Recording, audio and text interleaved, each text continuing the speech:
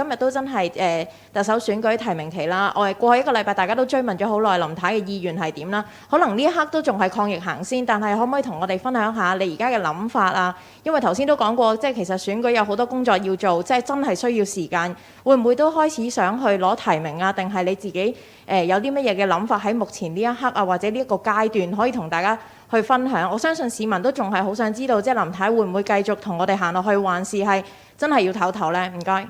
就冇錯，今日係第6屆行政長官選舉嘅提名期開始嘅第一日嚇。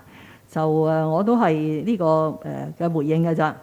喺適當嘅時候呢，我係會公布我個人嘅意向，但係此刻並唔係適當嘅時候。請大家再等一等啦嚇。想問翻啲關於限聚令方面嘅，因為特首之前都講過話限聚令會維持多一段時間啦。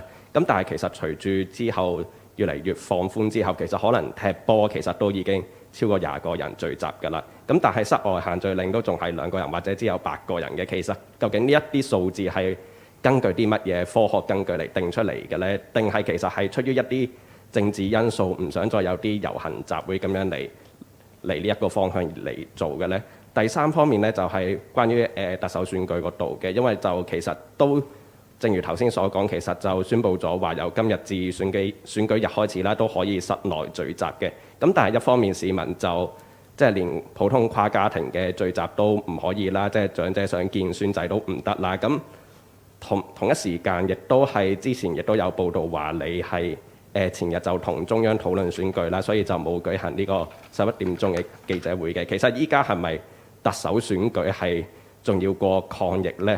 同埋嗰啲即係咪會唔會覺得可能俾咗個錯覺，就係啲特首選舉嘅候選人係有個特權可以咁樣室內咁樣唔需要599G 咁樣嚟聚集呢？唔該。正講限聚令啦。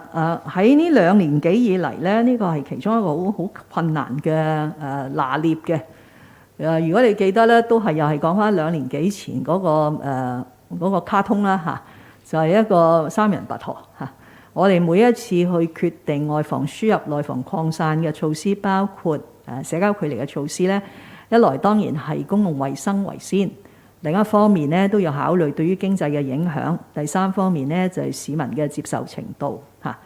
咁所以並冇滲入任何政治嘅因素，就係呢3方面呢要係平衡嚟到去考慮。第3方面呢，就係都係呢個議題嚇，都係一個平衡嘅工作。特首選舉係每5年一次，而行政長官呢係香港特別行政區嘅首長，亦都係政府嘅首長。我相信市民都希望見到有一場公平、公開、公正，亦都係順利舉行嘅行政長官嘅選舉。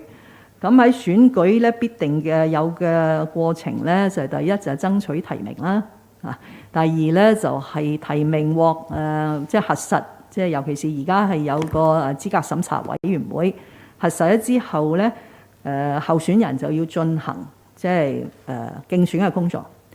而因為我本人都曾經參加過呢個選舉，我可以講咧，儘管當時都係1200人可以投票，但係我同另外嗰2位嘅候選人咧都係面向社會啊，我哋都有好多活動。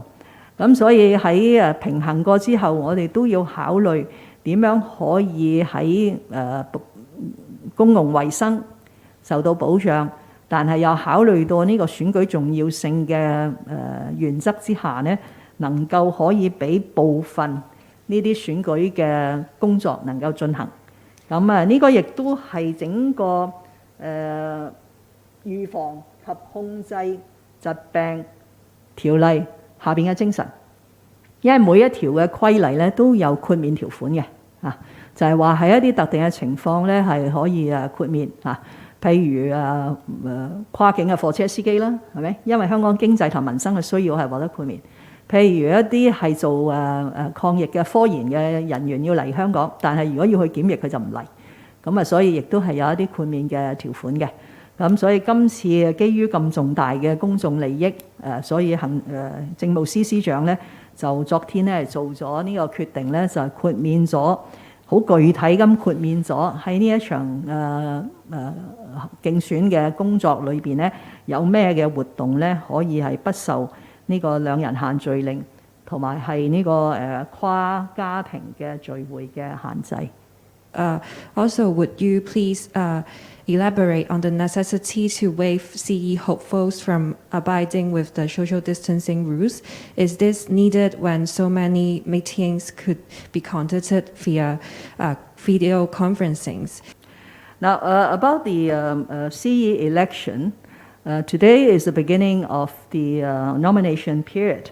At the press conference yesterday, I was asked by a reporter that if a prospective CE candidate who wants to get sufficient nominations from the election committee, and the threshold is quite high, the candidate has to receive 188 nominations from the group of 1,460-something EC members, then the candidate will have to approach the EC members and explain his manifesto and maybe make connections and so on.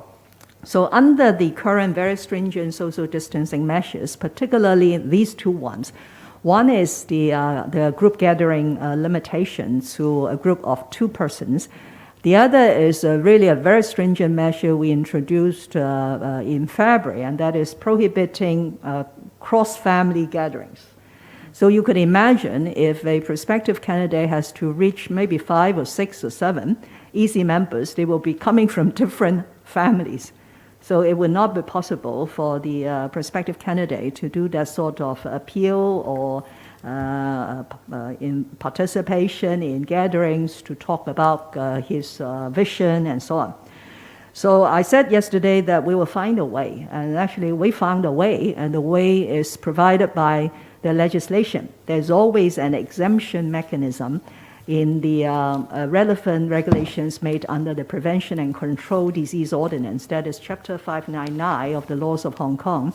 The power has been delegated to the Chief Secretary for Administration. So yesterday, the Chief Secretary for Administration, having considered the nature of this CE election activities, as well as the importance of the CE election, and it is in the overall interest of Hong Kong to make those exemptions from the 2 regulations that I have just mentioned.